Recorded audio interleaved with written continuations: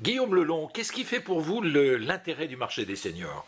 Alors, ce qui est passionnant dans ce marché, ce que personnellement, en tout cas, moi, j'ai trouvé passionnant, ou je trouve passionnant aujourd'hui, c'est que c'est un marché dans lequel vous pouvez à la fois développer une démarche que vous pouvez considérer comme humaniste, presque philanthropique, et en même temps une vraie démarche de business, de croissance économique, parce qu'il y a un vrai marché à inventer, à créer, à l'attention de personnes qui aujourd'hui parfois sont placées un petit peu au banc de la société, ce que moi je considère personnellement comme une erreur. Et donc c'est passionnant de pouvoir joindre à la fois cette démarche donc humaniste et cette démarche de business où il y a tout à créer, tout à construire. En plus, c'est un marché de développement durable, ça, c'est pour Ah, 30 ans. c'est un vrai marché de développement durable où vous créez quelque chose qui va durer d'ailleurs longtemps, puisque ces courbes démographiques, elles sont pas, c'est pas des vues de l'esprit, et on sait que ça va se poursuivre pendant un certain temps. Et puis vous le construisez. Si vous voulez vraiment que ça dure, il faut le construire de façon intelligente, tout en respectant vraiment la personnalité de ces personnes âgées et inventer finalement une vie qui va avec, puisque cette population, elle n'existait pas il y a 30 ans, elle existe aujourd'hui, et donc à nous vraiment d'inventer ce marché avec eux. Métis est le leader dans le domaine des résidences seniors. Alors leader, c'est un mot intéressant Et comment? qui recouvre deux choses. Ce qu'on constate aujourd'hui, quand on commence à creuser un peu les chiffres, ce qui n'est pas évident, parce que ce marché des résidences seniors, comme j'ai dit, est un marché qui est encore récent, donc il faut vraiment aller chercher département par département, société par société, pour reconstruire un vrai panorama de ce marché des résidences seniors.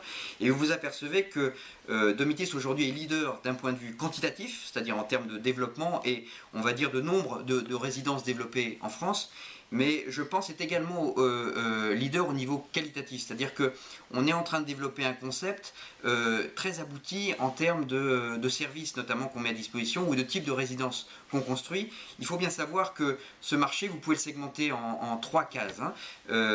Vous avez une façon de le segmenter qui est de regarder en termes de cible qui est choisie. Certains de nos concurrents ciblent une cible qui est plus jeune que la nôtre, des jeunes retraités qui se projettent plutôt dans de la vente, dans de la maison, plutôt dans le sud de la France.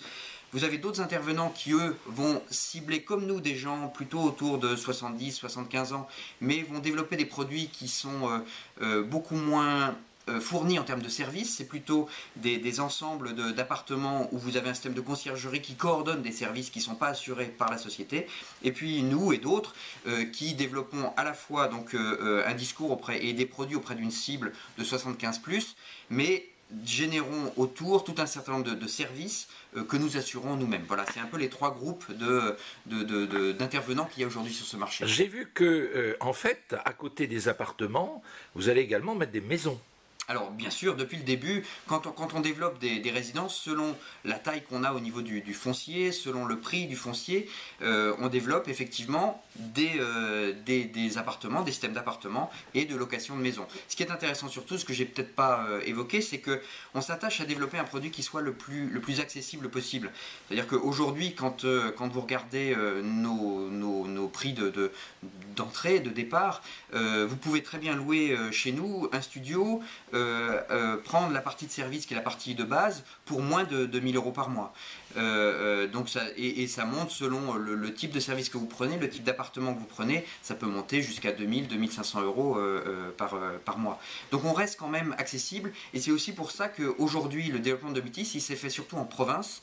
On est présent à Montluçon, à Lançon, Vierzon, on ouvre maintenant à Chartres, à Orléans, à Lille, on a ouvert à Dax. Et puis, de plus en plus, on va continuer à se développer dans l'ouest, dans le nord, dans l'est, dans le sud-est, sud-ouest de la France, pour que notre proposition de venez chez nous, où vous serez finalement chez vous, mais libre et entouré, elle soit disponible dans toute la France. Alors justement, Guillaume Lelong, Oui. à 15 ou 20 ans, Oui. où on en est pour Égide Domitis? Dans 15 ou 20 ans, alors ce qu'il faut bien comprendre, c'est qu'on est sur une croissance très rapide, très forte de ce groupe, puisque comme je disais tout à l'heure, on finit l'année 2011 à peu près une vingtaine de résidences ouvertes, et à partir de l'année prochaine, c'est plus d'une par mois qu'on va ouvrir. On a un objectif d'à peu près 50 résidences à fin 2013, mais l'idée c'est pas de s'arrêter à fin 2013, de continuer à se développer. Donc Aujourd'hui, on s'adresse à des gens qui sont nés dans les années 30, les années 40, mais c'est vrai que arrivent sur le marché, et les chiffres d'évolution démographique que j'ai cités tout à l'heure, c'est l'arrivée des baby-boomers, ces gens qui sont nés entre 1946 et 1973, qui sont une masse importante de personnes, enfin c'est pas très gentil de parler de masse, mais en tout cas il va y avoir un nombre important de gens qui vont avoir justement cette demande d'un habitat qui réponde à leurs besoins. Donc comment est-ce qu'on évolue par rapport à ces gens-là? On travaille énormément sur tout ce qui est bien-être, plaisir, puisqu'on sait que ça va être une demande de plus en plus forte, notamment des baby boomers. Donc c'est un des axes qu'on travaille.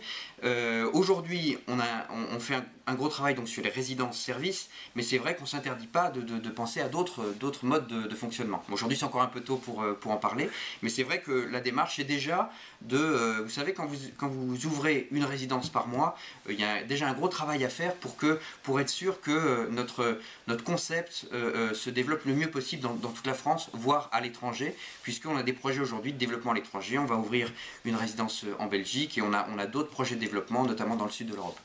Merci Guillaume Lelong. Je vous en prie.